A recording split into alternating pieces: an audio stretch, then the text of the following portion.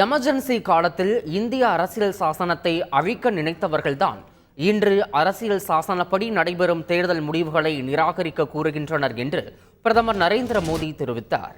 மக்களவைத் தேர்தலையொட்டி மேற்கு வங்க மாநிலம் பலூர்காட் பகுதியில் நடைபெற்ற தேர்தல் பிரச்சார கூட்டத்தில் பேசிய அவர், பாஜகவின் தேர்தல் அறிக்கையில் அடுத்த 5 ஆண்டுகளுக்கான உத்தரவாதம் அளிக்கப்பட்டுள்ளதாக தெரிவித்தார்.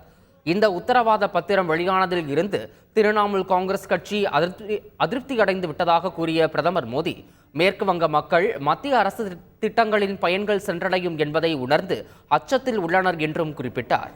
எமர்ஜென்சி காலத்தில் இந்திய அரசியல் சாசனத்தை அழிக்க நினைத்தவர்கள்தான் இந்திய அரசியல் சாசனத்தின்படி நடைபெறும் தேர்தல் முடிவுகளை நிராகரிக்க வேண்டும் என கூறுவதாக பிரதமர் மோடி தெரிவித்தார்.